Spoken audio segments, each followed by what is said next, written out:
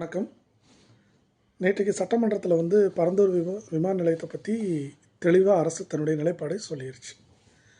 விவசாயிகளை காக்கிறோம், விவசாயத்தை காப்பாற்றணும், அதுக்காக தான் அங்கே பரந்தூர் விமான நிலையம் வேண்டான்னு சொல்கிறோன்னு சொன்ன அரசு அந்த நிலத்தை வேறு தொழில் காரணங்களுக்காக கொடுக்க போகிறோம், மக்களுக்கு திருப்பி கொடுக்க மாட்டோம் அப்படின்னு சொல்லிட்டாங்க. ஆக மொத்தம் விவசாயத்துக்கோ விவசாயிகளுக்கோ அதனால் எந்த பலனும் இருக்க போகிறதா தெரியல. ஏன்னா தொழிற்சாலை வந்தாலும் அவங்களால விவசாயம் பண்ண முடியாது. இது அரசோட நிலைப்பாடு தெளிவாக சொல்லிட்டாங்க. ஆனால் அதுக்கடுத்து அரசாங்கம் என்ன சொல்கிறாங்கன்னா, நாங்கள் சென்னை விமான நிலையத்தை எக்ஸ்பேண்ட் பண்ணுறோன்னு சொல்கிறாங்க. அதை எப்படி சொல்கிறாங்கன்னா, டெர்மினல் 5 கொண்டு வர்றோம் அப்படின்னு சொல்கிறாங்க.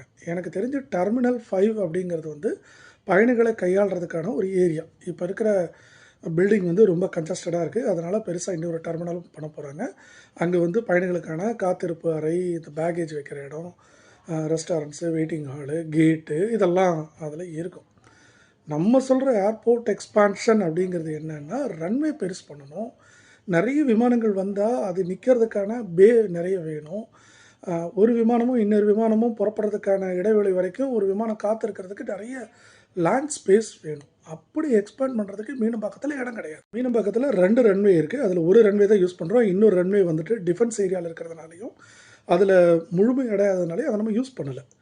இருக்கிற ஒரு ரன்வேயும் 3.5 கிலோமீட்டர் நீளம் தான் இருக்குது. அந்த ரன்வே நம்ம எக்ஸ்டெண்ட் பண்ணோன்னா கவுல் பசார் ஃபுல்லாகவே எக்ஸ்டெண்ட் பண்ண வேண்டியிருக்கும். அங்கே இருக்கக்கூடிய மக்கள், அங்கே இருக்கக்கூடிய நிலத்தோட விலை, அவங்களுக்கான மாற்று இடம்லாம் காஸ்ட்டு பார்க்கும்போது புதுசாக ஒரு ஏர்போர்ட்டே கட்டிடலாம். இதுதான் ப்ராக்டிக்கலான விஷயங்கள். நம்ம டெர்மினலை எத்தனை டெர்மினல் வேணால் கட்டலாம். இன்னும் அங்கே இருக்கிற இடத்துக்கு அந்த லைன் ஃபுல்லாக 7-8 டெர்மினல் வரைக்கும் கட்டி பயணிகளை காக்க வைக்கிறதுக்கான அடைகள் வைக்கலாம். அது வேறு விஷயம். நம்ம பேசுகிறது ஏர்போர்ட்டை எக்ஸ்பேண்ட் பண்ணணும், ரன்வே பெருசு பண்ணணும், கார்கோ காம்ப்ளெக்ஸ் நிறைய வேணும். நிறைய எல்லா இண்டஸ்ட்ரியிலேருந்தும் பொருட்கள் அடுத்த ஃப்ளைட்டுக்கு போகிற வரைக்கும் அதை வைக்கிறதுக்கான கார்கோ ஏரியா வேணும். விமானங்கள் அதனுடைய மெயின்டெனன்ஸுக்கு, ரிப்பேர்ஸ் அண்ட் மெயின்டெனன்ஸுக்கு ஆம்பர்ஸ் வேணும். சில ஃப்ளைட் இன்றைக்கி இறங்கும், நாளைக்கு தான் திரும்ப போகும். ஓவர் நைட் இங்கே ஹால்ட் அடிக்கும். அதுக்கான பேஸ் வேணும். இதுக்காக இடம் தான் பெருசாக வேணும். ஆனால் அந்த இடம் மீனம்பாக்கத்தில் இல்லை. இதுக்கு அரசாங்கம் என்ன செய்ய போகுதுன்னு தெரியல.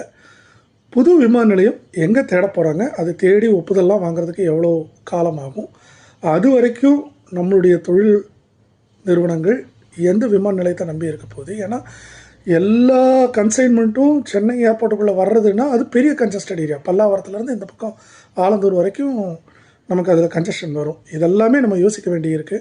பார்ப்போம் அரசு என்ன சொல்லுதுன்னு. வெயிட் பண்ணுவோம். நன்றி.